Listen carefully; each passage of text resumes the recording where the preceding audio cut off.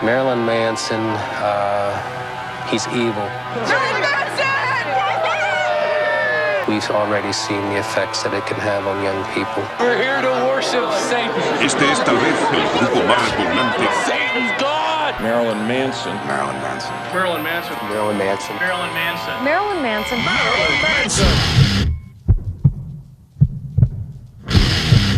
As the Beatles were bigger than Jesus, Marilyn Manson is bigger than Satan.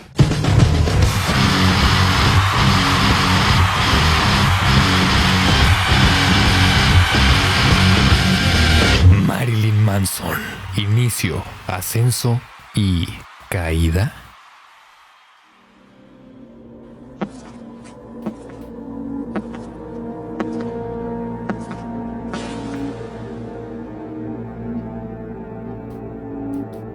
Buenas noches, yo soy Martin Mirage. En esta ocasión nos encontramos en Canton, Ohio, Estados Unidos. La fecha, 5 de enero de 1969. En este día y en este lugar nació el Anticristo, Brian Hugh Warner, el único hijo de Barbara Jo Wyer. Esta señora sufría de severas alucinaciones. Alegaba que podía ver fantasmas y podía ver al mismísimo diablo al pie de su cama. El padre de Brian, Hugh Angus Warner, un veterano de la guerra de Vietnam, el cual sufría de un severo estrés postraumático. Pero aún así era un hombre con un gran sentido del humor. Gustaba de hacer bromas pesadas y muy inapropiadas. Como se lo podrán imaginar, con esta combinación de padre y madre, pues el ambiente de la casa de los Warner podía llegar a ponerse un poco tenso. A pesar de esto, sus padres intentaban darle la mejor vida posible, regalándole prácticamente todo lo que Brian pedía. En la privacidad de su casa, el pequeño Brian era difícil, berrinchudo e hiperactivo. Podía desatar verdaderos escándalos. Todo esto cambiaba una vez que este pequeño estaba en público, tornándose sumamente tímido. Pero quien más sufrió de su faceta berrinchuda y malcriada fue su madre, Bárbara, a quien incluso llegó a insultar y a agredir. La música llega a la vida de Brian gracias a un amigo de la infancia que le presentó a su primera banda de rock, Kiss, y se convirtió en un super fan, maquillándose como ellos, en especial de Peter Criss Catman. La religión jugó un papel importantísimo en esta historia. En un intento por hacer que Brian fuera enderezando su camino desde temprano, lo inscribieron a un colegio religioso llamado Heritage Christian School, a donde se le incentivaba a hacer deporte, cosa que nunca le gustó. Por su parte, se vio fascinado por todo lo que era la cultura popular estadounidense, caricaturas, cómics, juegos, películas. Una de las cosas favoritas de Brian era coleccionar loncheras. Lo que realmente le interesaba a Brian eran las artes, pintar, dibujar, esculpir figuras. Le encantaba leer su revista favorita, Math. Hasta llegó a crear su propia revista de humor y se las vendía a sus compañeros, a quienes no les daban permiso de tener revistas así, denotando una gran habilidad para las ventas. Y también denotaba una gran creatividad para crear historias y juegos. Sus padres trabajaban y mientras Brian no iba a la escuela, pasaba gran parte del tiempo con sus primos. El abuelo de Brian, Jack Warner, también fue un personaje clave para sus primeros años de formación. Un perturbado hombre adicto a la el cual había convertido su sótano en una obscena habitación infestada de ropa de mujer, juguetes sexuales y trenes de juguete. Los pequeños tenían prohibido entrar ahí, pero a ellos no les importó y entraron de todos modos. Y lo que vieron ahí, obviamente, fue de gran impacto para sus mentes y los dejaría marcados para toda su vida. Esta experiencia incluso llegaría a estar plasmada en sus futuros trabajos musicales, pero no nos adelantemos. En otro intento de que Brian no se fuera por el mal camino, su madre lo llevaba cada domingo a la iglesia episcopal de los Estados Unidos. Sus padres, pensando que el ir a la iglesia y a un colegio religioso ayudaría a su hijo, en realidad fueron estos lugares a donde Brian se terminó de descarriar. En la escuela, Brian nunca se sintió realmente integrado, siendo constantemente rechazado, lo que lo hizo odiar ir a la escuela. Cada viernes en su escuela organizaban seminarios a donde predicaban sobre el apocalipsis, el infierno y todos los males que te esperaban si no aceptabas a Cristo en tu corazón. Brian, aunque malcriado, era un niño con una tremenda inteligencia, que para él estos seminarios no eran más que prácticas baratas para que los niños fueran buenos por medio del miedo. Hasta que un día se les ocurrió satanizar a la música. Llevaron música de Kiss y Queen y la reprodujeron al revés para demostrar que ocultaban mensajes ocultos. También se le advertía al alumnado de bandas y músicos como Black Sabbath, Alice Cooper y David Bowie. Incluso se les prohibió jugar el juego de mesa favorito de Brian, Calabozos y Dragones. Lo único que lograron con estas prácticas fue que en vez de alejarlo de todo esto, Brian se enamorara de toda esta música, y el hecho de que le prohibieran escucharla hacía que él se sintiera más atraído. Pero la música no fue lo único que llegó a la vida de Brian gracias a la iglesia, sino que también aquí conoció a un personaje clave con el que Brian siempre se sintió identificado. Estoy hablando del oponente, Satanás, Lucifer, el diablo. If you look at, fairy tales or cartoons or the Bible or any work of fiction, for me, the villain has always been the more appealing character with the more human qualities. The character that I could be related to far easier than the hero, which is almost unattainable, and it's unrealistic. And it's also, I think, very hypocritical, the hero in most stories. I think that's why anyone who is an artist always will identify with what the status quo would identify as negative. Brian intentó acomodar al lugar el ser expulsado de la escuela, haciendo cosas como poner los juguetes sexuales de su abuelo sobre la Biblia del salón y escribir el 666 por aquí y por allá. I went to a Christian school because my parents wanted me to get a better education, but it ended up just when I got kicked out. Una vez que lo inscribieron a una secundaria pública, su personalidad se tornó aún más introvertida, sin amigos y sin aparentes habilidades sociales, con una constante preocupación por su físico debido a las constantes burlas que recibía por ello, en específico por su cabello largo, su piel pálida y su extrema delgadez. A sus 18 años, terminó sus estudios básicos y su primer contacto con sustancias recreativas fue gracias a sus padres, que le daban la libertad de consumirlas con sus amigos en su hogar. Her opinion was, you're going to get your hands on it anyways. I'd rather that you were supervised while you're drinking than out there getting into trouble and maybe getting arrested. En 1987, el momento de dejar su ciudad de origen llegó cuando a su padre le ofrecieron un trabajo en Florida y la familia Warner se mudó para allá. Para el joven Brian, el pasar de vivir en una tranquila y conservadora ciudad a de pronto vivir en la alocada Florida fue todo un shock para él. Sumado a todo esto, era el momento de que Brian entrara a la universidad, a la Broward Community College de Fort Lauderdale, para estudiar periodismo, de lo cual ya había mostrado interés desde su más temprana infancia.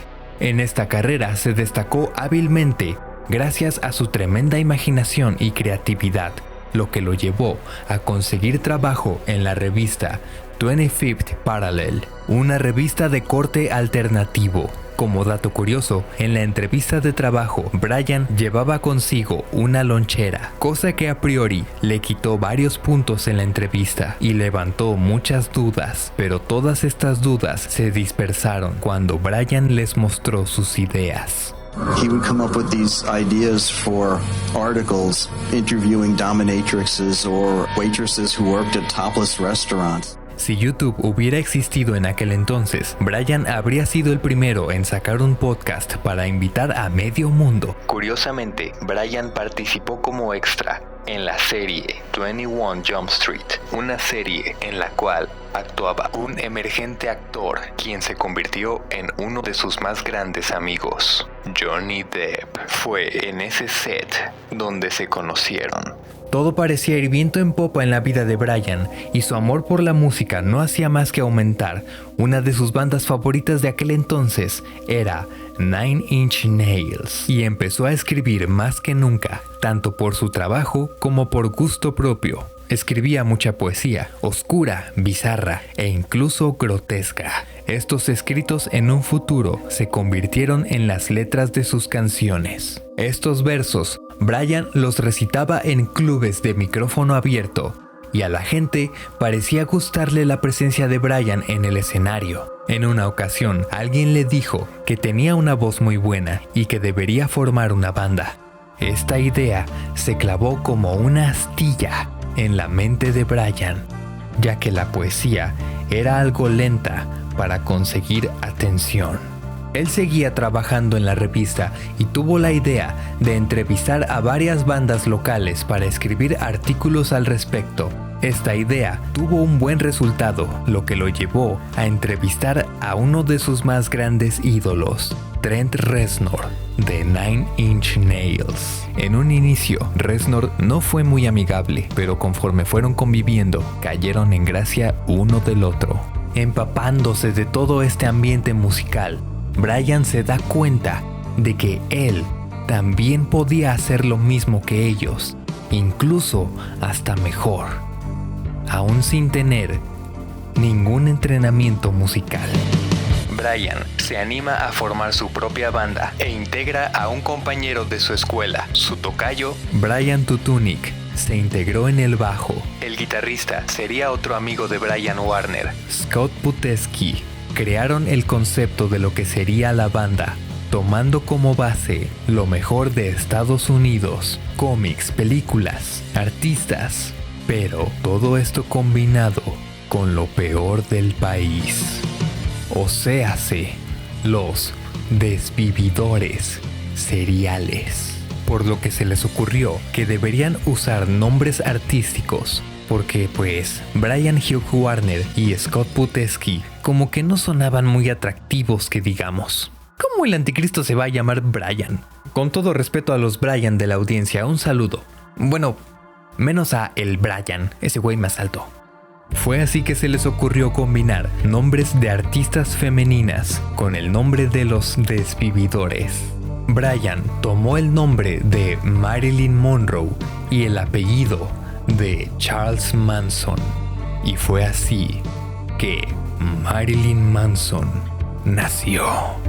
I found that Marilyn Monroe and Charles Manson were the two most memorable people from the 60s. I thought it was interesting that things like talk shows put them on the same kind of celebrity status.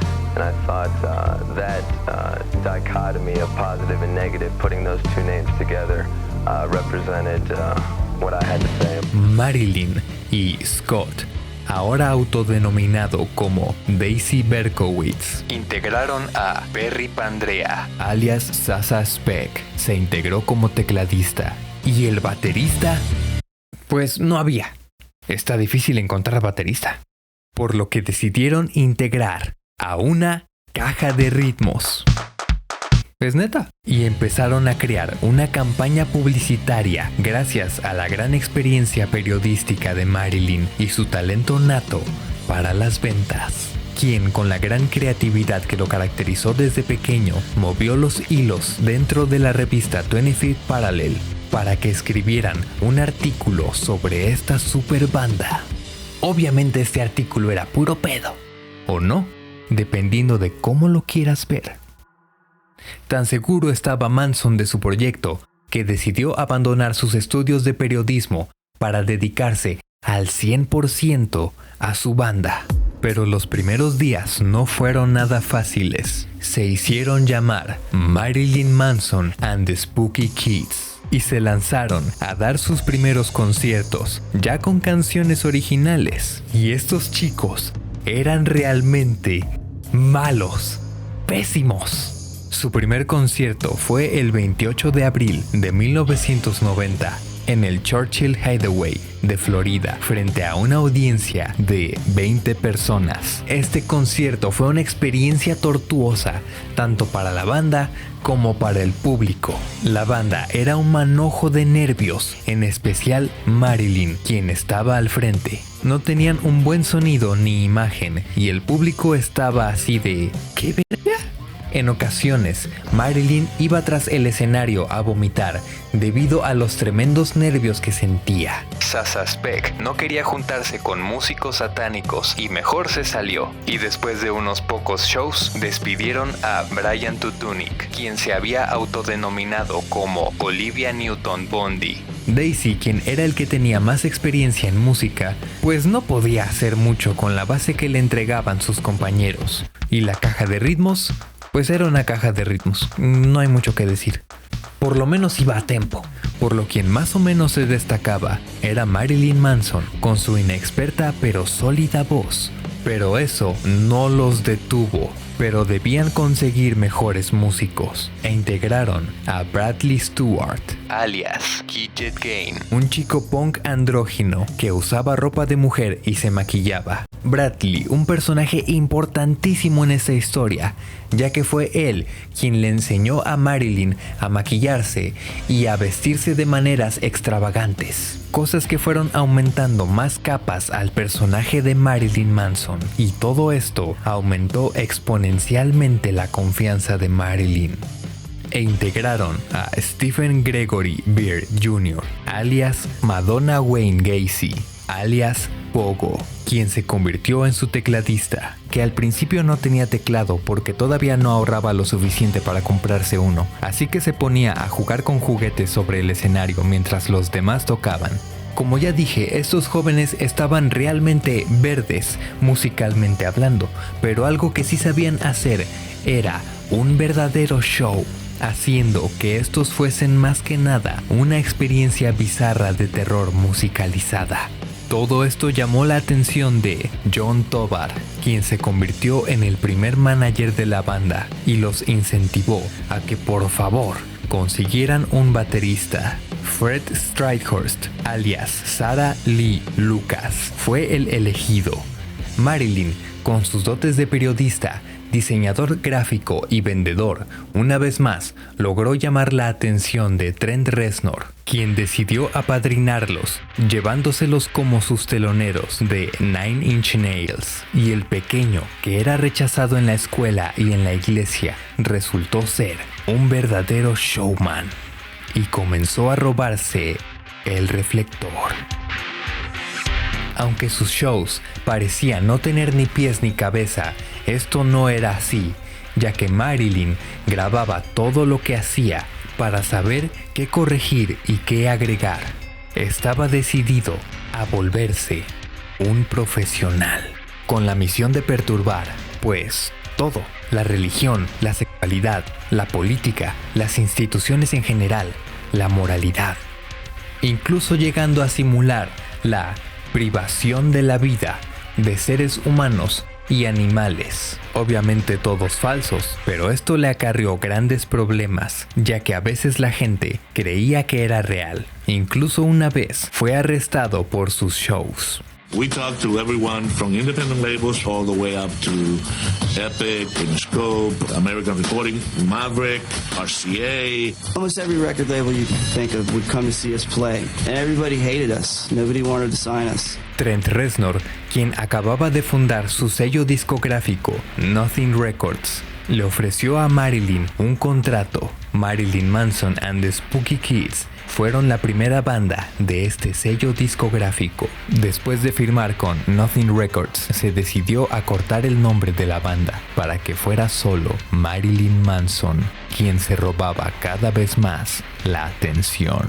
A Manson se le empezaba a ver con las cejas afeitadas y un pupilente blanco en el ojo izquierdo, claras referencias a David Bowie. que David Bowie no tenía un pupilente ya que su ojo siempre estaba dilatado debido a un golpe que le dieron, pero esa es otra historia. Hablando de imagen y estilo visual, si te gustaría ver cómo me hice este look inspirado en Marilyn Manson, te invito a mi Instagram. Los links están en la descripción. También te pido por favor que si te está gustando este documental, te suscribas al canal si es que aún no lo has hecho, lo compartas, le des like y lo comentes. Eso es de gran apoyo para uno. Ahora sí, continuamos. En la Navidad de 1993, el bajista Gidget Gain sufrió una sobredosis por un uso excesivo de sustancias ilícitas, lo cual enfureció a Marilyn. Y no es como que Manson no también le haya entrado a todo esto. Pero lo que pasa es que él sabía diferenciar entre la diversión y el trabajo, y si la diversión empezaba a afectar el trabajo, esto era un problema que él no iba a permitir. Fue por esta razón que expulsó a Gidget. Es así que entra Jordi White, alias Twiggy Ramírez, en el bajo. Marilyn Manson, con 25 años de edad, lanzó su primer álbum, Portrait of an American Family. Los temas de Lunchbox, Get Your Gun, Dope Hat y My Monkey se volvieron inmediatamente populares. La gente llamaba a las radiodifusoras para pedir algunas de las canciones ya mencionadas. Con este álbum debut, Marilyn explotó toda su creatividad más bizarra y caricaturesca. Después del lanzamiento del álbum, el baterista Sarah Lee Lucas dejó la banda e integraron a Kenneth Robert Wilson, alias Ginger Fish. A pesar de un buen debut, la banda seguía siendo muy de nicho. Aún les faltaba llegar a lo más mainstream.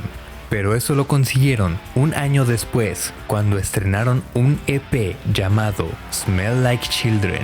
Un EP que eran más que nada remixes de las canciones ya estrenadas, algunos covers y temas inéditos. En palabras del mismísimo Manson, un poco regulero, mierdoso, diría yo. Ah no, ese no es Manson, es David Suárez, cuando hizo su serie de Algo pasa con Manson en 2009.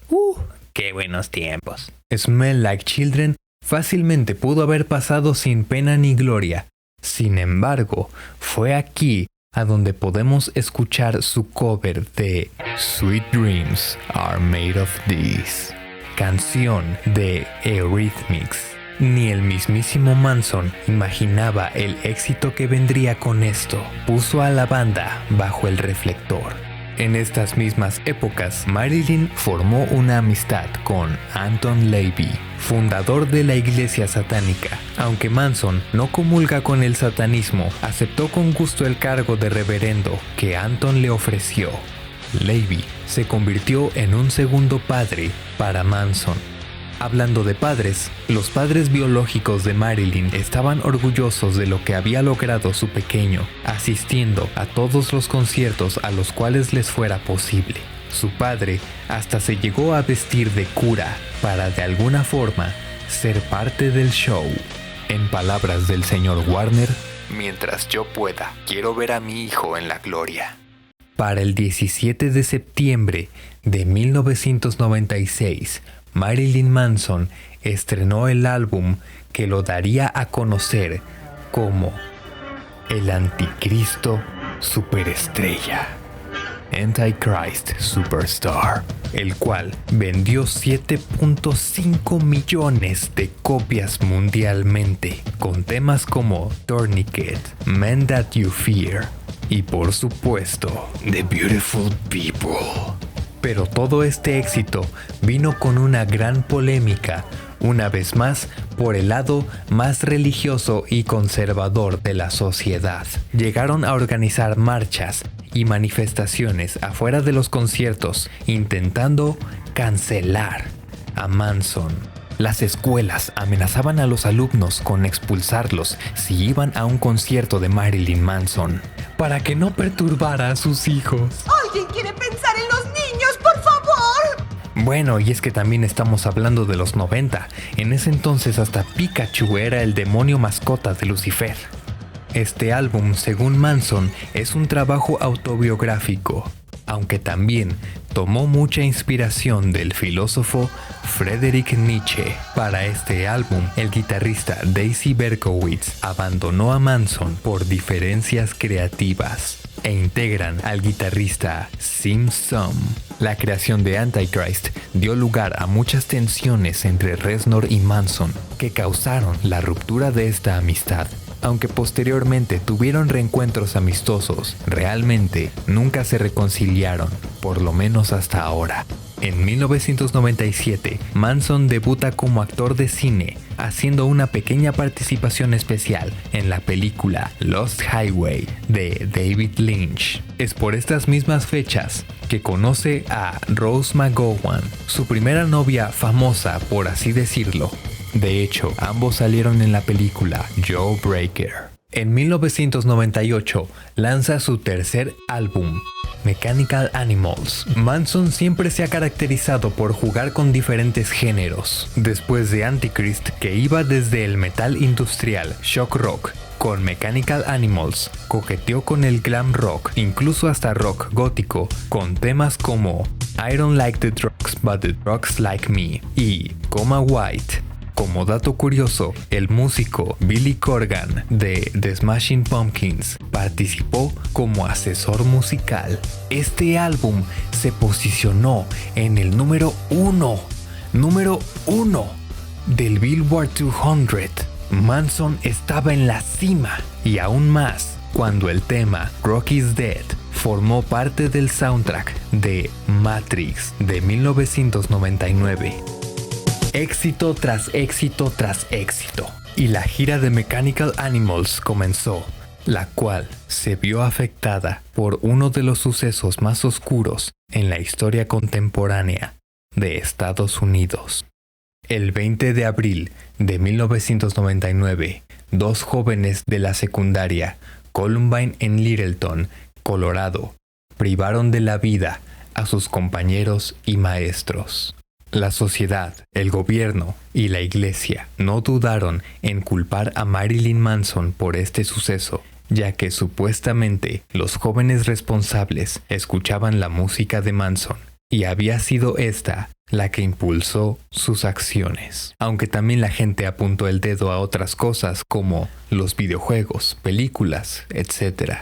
El cineasta Michael Moore realizó un documental sobre el suceso y decidió ir personalmente con Manson para preguntarle qué pensaba al respecto, ya que los medios de comunicación no dejaron a Manson dar declaraciones. I definitely can see why they would pick me, because I think it's easy to throw my face on a TV because I represent what everyone's afraid of, because I do and say what I want. Forgot about the president was shooting bombs overseas, yet I'm a bad guy because I've sang some rock and roll songs. And who's a bigger influence, the president or Marilyn Manson? Do you know, I'd like to think me, but I'm going to go with the president. if you were to talk directly to the kids at Columbine or the people in that community, what would you say to them if they were here right now? I wouldn't say a single word to them. I would listen to what they have to say, and that's what no one did. El 11 de noviembre del 2000, Marilyn Manson lanzó el álbum Hollywood, In the Shadow of the Valley of Death. Un álbum con el que Manson criticó a diestra y siniestra al gobierno, la iglesia, la sociedad en general. Y no es como que Manson no lo haya hecho anteriormente, pero antes era un juego, era por diversión. Ahora, esto era personal.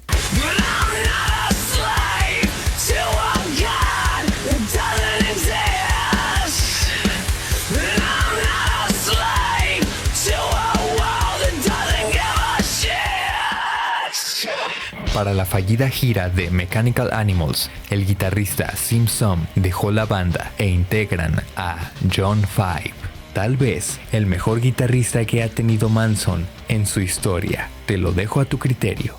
Para esas mismas fechas, la relación entre Marilyn y Rose McGowan acabó. Debido a diferentes estilos de vida, según Rose. Poco tiempo después, Marilyn conoció a su nueva pareja, Dita Von Teese.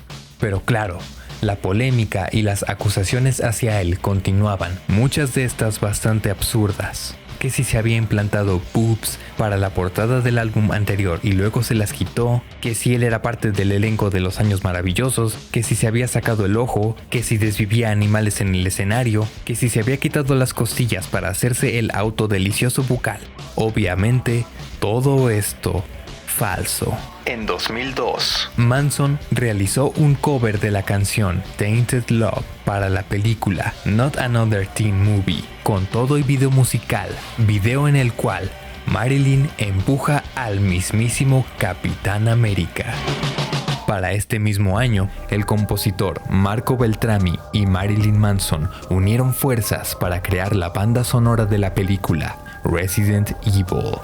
Tras el lanzamiento de Hollywood, Manson ya se había desahogado, ya había dicho todo lo que quería decirle a la sociedad, por lo que su siguiente álbum buscó tener un nuevo enfoque, por lo que el 12 de mayo de 2003 lanzó el álbum The Golden Age of Grotesque. Este álbum fue más juguetón, irracional, fetichista, con gran inspiración en el cine y obras literarias de Alejandro Jodorowsky, aderezado con el toque caricaturesco que caracterizó a los primeros trabajos de Manson, con canciones como Mob Scene, Saint y This Is the New Shit. El álbum tuvo un gran éxito. La gira de este álbum, como ya es costumbre, se vio plagada de controversia, pero esta vez se decía que Manson trataba mal a sus músicos después de esta presentación de The Beautiful People, a donde Manson parece patear a John Five.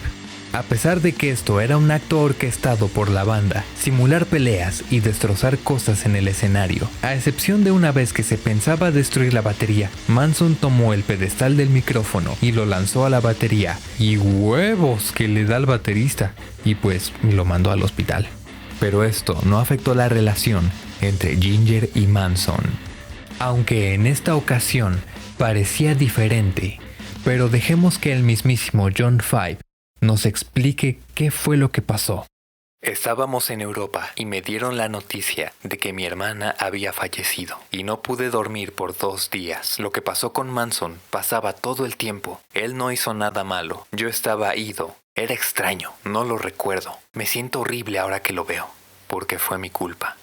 No se puede oír, pero él me dice, toma tu guitarra, porque él se da cuenta de que algo no andaba bien conmigo. Él siempre fue muy amable hacia mí.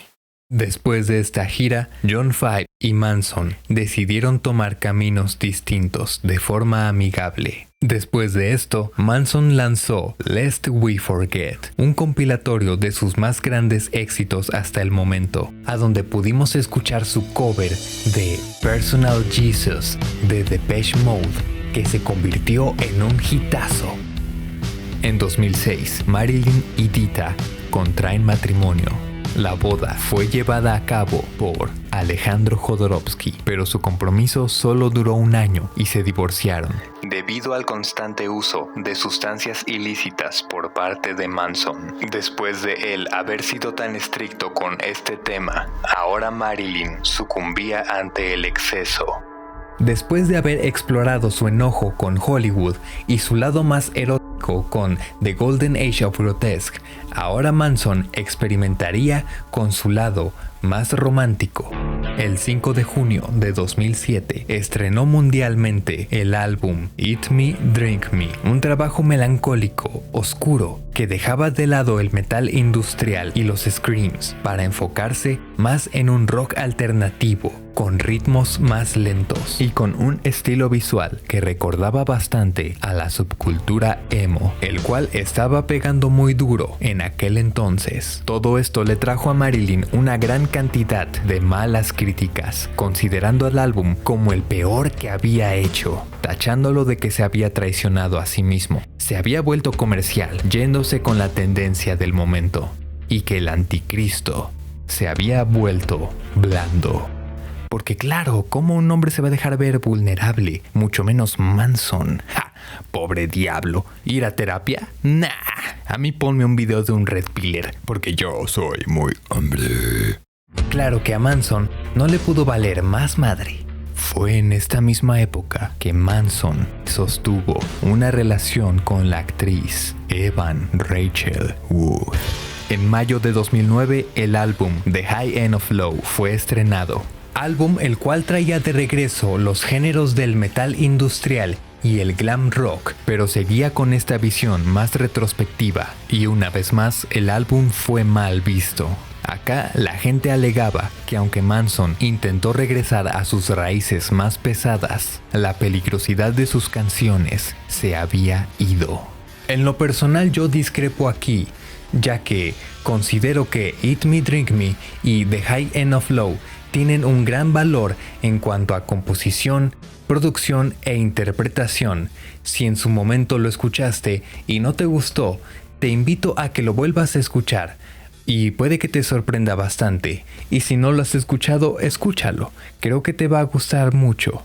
Desgraciadamente, la situación para Manson parecía ir en picada. La actitud del público hacia Manson había cambiado y viceversa, con Marilyn haciendo actuaciones en vivo sinceramente penosas, olvidando la letra, cantando sin ganas o de plano haciéndolo mal, lanzando el micrófono al público. Todo parecía indicar que Marilyn Manson había caído por su propio peso.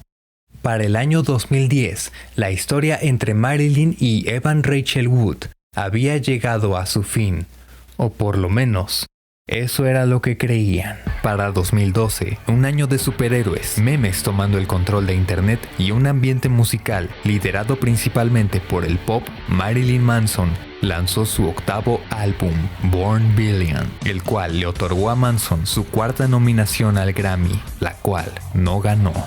Pero el 2012 fue un año de interesantes colaboraciones para Manson, cantando junto a Taylor Momsen de The Pretty Reckless, y en los Echo Awards por una ocasión se convirtió en el frontman de Rammstein. En uno de los conciertos de Manson, su gran amigo Johnny Depp se integró como su guitarrista. Para el 20 de enero de 2015, Marilyn lanzó The Pale Emperor, álbum que fue producido por Marilyn y Tyler Bates, compositor cinematográfico que realizó el score de películas como 300, Watchmen y básicamente casi toda la filmografía de Zack Snyder. Ambos le dieron al álbum una gran atmósfera cinematográfica, con temas como The Mephistopheles of Los Angeles y Killing Strangers. Este último tema fue parte del soundtrack de la primera película de John Wick y fue todo un éxito. Este trabajo fue dedicado a la madre de Marilyn Manson, ya que desgraciadamente ella había desarrollado Alzheimer y había fallecido durante la producción del álbum. En palabras de Manson: al final hicimos las paces, pero realmente ella ya no recordaba quién era yo. La dupla entre Manson y Tyler resultó ser tan buena que el 6 de octubre de 2017, Manson estrena Heaven Upside Down, el cual se sintió como una caricia en el alma.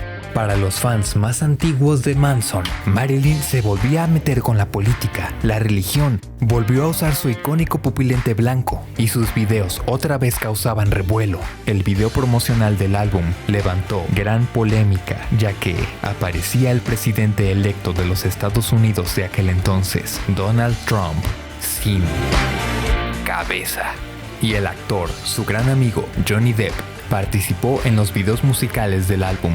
Una vez más, Manson nos recordaba por qué él era el anticristo.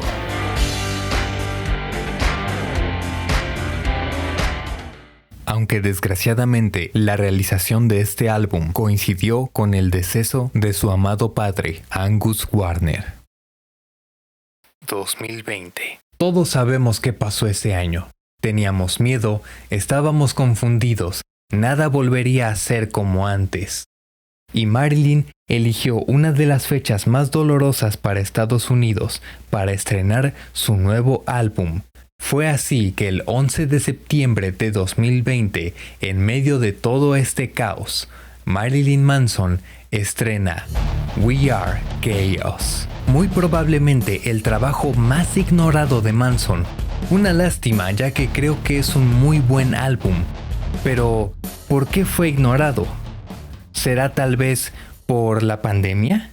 ¿O tal vez fue ignorado por lo que pasó pocos meses después?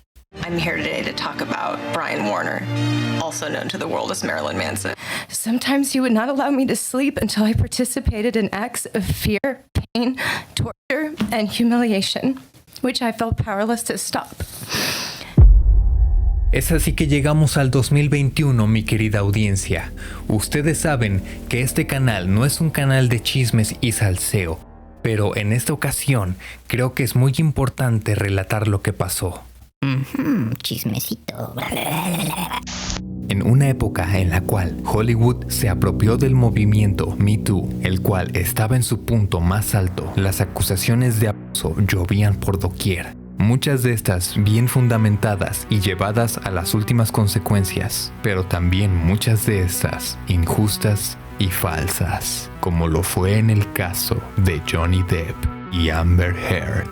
¿Qué tienen en común Johnny y Manson, aparte de ser grandes amigos? Pues que ambos fueron acusados por sus exparejas, las cuales se apoyaban mutuamente. Johnny Depp, por su parte, parecía haber caído de la gloria de Hollywood. Aunque tenía al público de su lado, eso no era suficiente para limpiar su nombre. Evan Rachel Wood acusa públicamente a Marilyn Manson en su cuenta de Instagram, diciendo: el nombre de mi acusador es Brian Warner, también conocido por el mundo como Marilyn Manson. Él empezó a hacerme grooming cuando era un adolescente y horrorosamente abusó de mí por años. Me lavó el cerebro y manipulaba hacia la sumisión. He estado viviendo con miedo a las represalias, la calumnia y el chantaje. Estoy aquí para exponer a este peligroso hombre y hacerle un llamado a las tantas industrias que lo han apoyado, antes de que él arruine más vidas. Yo estoy con las tantas víctimas, quienes no permanecerán más en silencio. La ex de Manson, Rose McGowan, comenta el post de Rachel en apoyo, aunque Rose nunca relató tener experiencias similares. Después de esto, Amber Heard no dudó en saltar a la palestra y enseguida publicó este comunicado. ¿Y aún nadie ve la tendencia aquí? Evan y yo no somos las únicas en levantar la mano. ¿Ya terminaron de ignorarlo?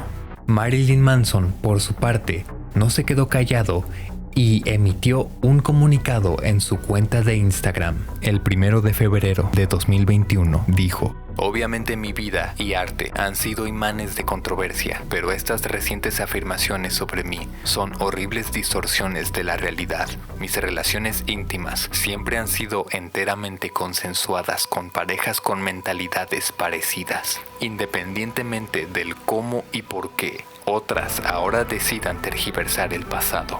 Esa es la verdad. Después de esto, Manson decidió guardar silencio por un año.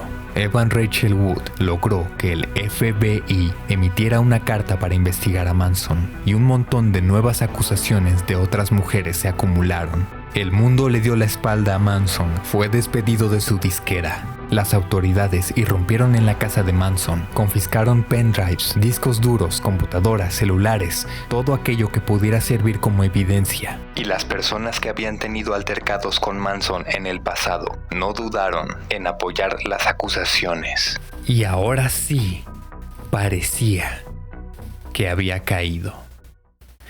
Pero el día que Amber perdió el juicio contra Johnny, le recordaron al mundo y a la industria que tal vez, solo tal vez, el acusar a alguien sin pruebas contundentes no es suficiente para echarle a perder la vida y la carrera. Johnny Depp pudo probar que él era inocente de lo que se le acusaba y también probó que la verdadera amenaza aquí era Amber.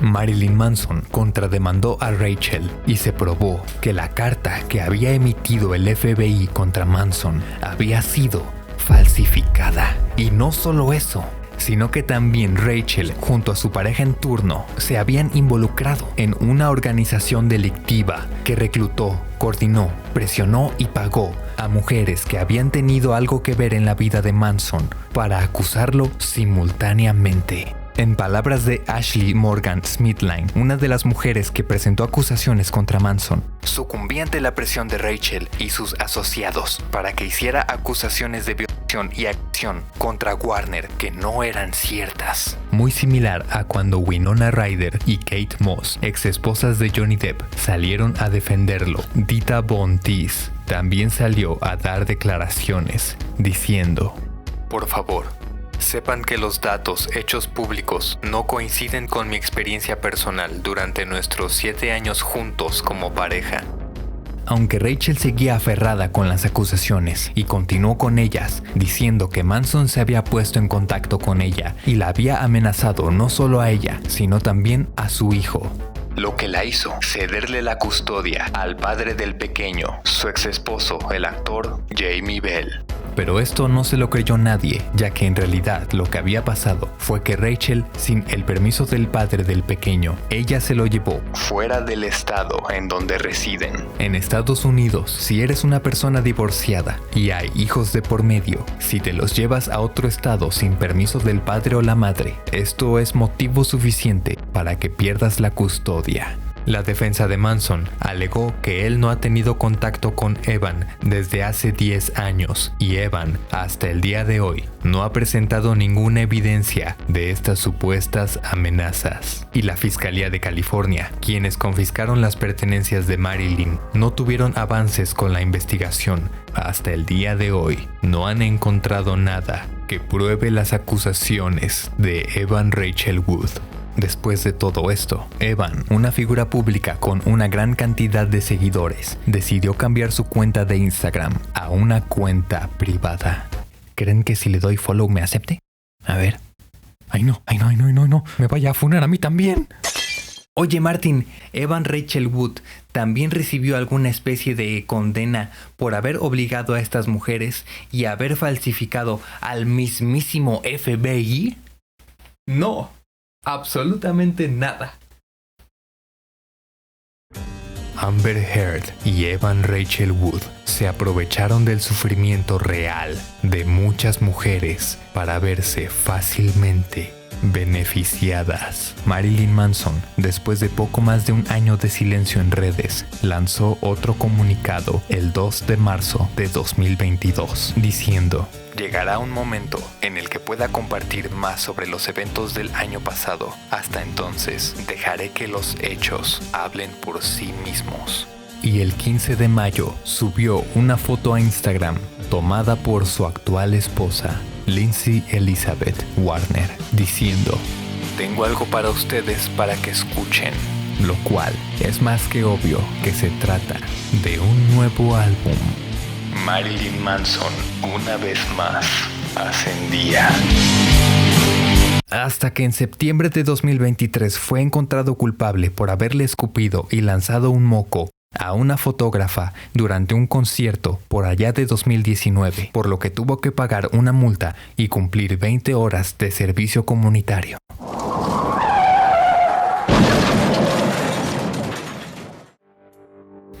Una cosa es obvia: Marilyn Manson no es una inocente paloma. Pero, en lo personal, y con base en los datos aquí expuestos, no creo que haya hecho las cosas que se le acusaron. Y de ser comprobado contundentemente lo contrario, bueno, las autoridades correspondientes ya se harán cargo.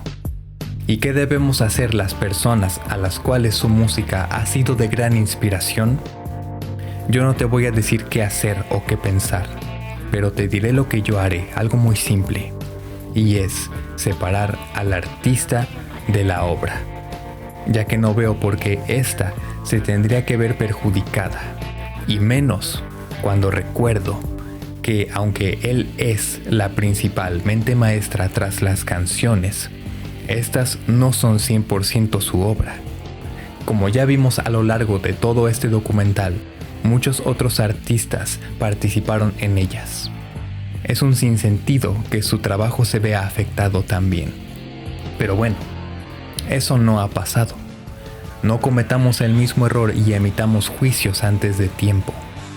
Lo cierto es que Manson sí ha cometido actos que son reprobables, aunque menos graves, no deben ser tomados a la ligera. Pero yo te pregunto, ¿todo mundo merece una segunda oportunidad? Creo que mientras no se crucen líneas como el desvivir a alguien o el obligar a alguien a que haga algo con su cuerpo en contra de su voluntad, y siempre y cuando la persona pague por sus actos, sí, merece una segunda oportunidad para rectificar su camino. Así que solo está en Manson el poder y el deber de demostrarnos lo que él es en realidad: un gran artista. So I think some people have the question of like, oh, how can you hang out? How can you like run in these circles and like... Yeah, you just don't know. I love Marilyn Manson. I think he's a good guy, and I think he's actually like making a lot of deep, meaningful changes that it's not my place to talk about that for him, but like you'd feel bad about criticizing, you know? Yeah. What is like your biggest fear? Of myself, I guess. Fear of losing control. 'Cause I like so many times to put myself very close to chaos, but that makes me appreciate control even more. Do you feel like you got control over the chaos, or is it just an attempt at it? That's an everyday battle, you know, which makes life worth living. If it wasn't that way, it would be pretty boring.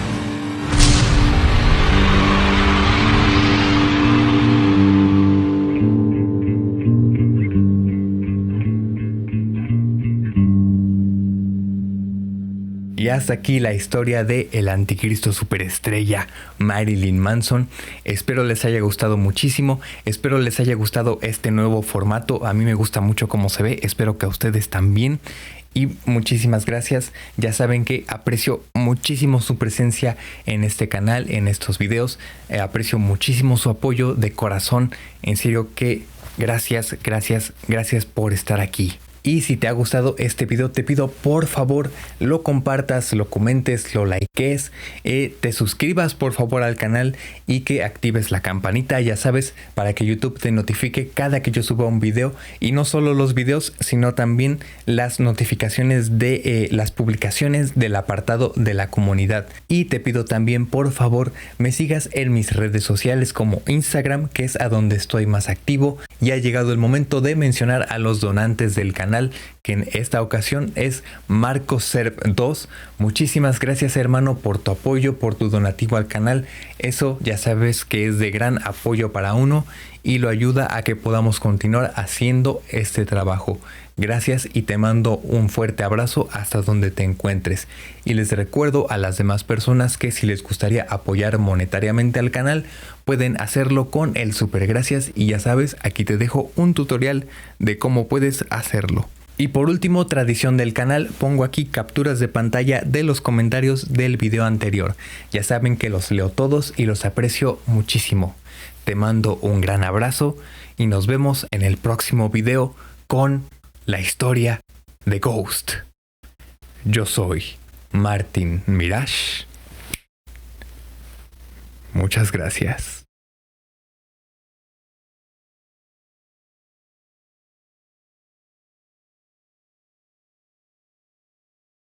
Y espero no me funen, por favor.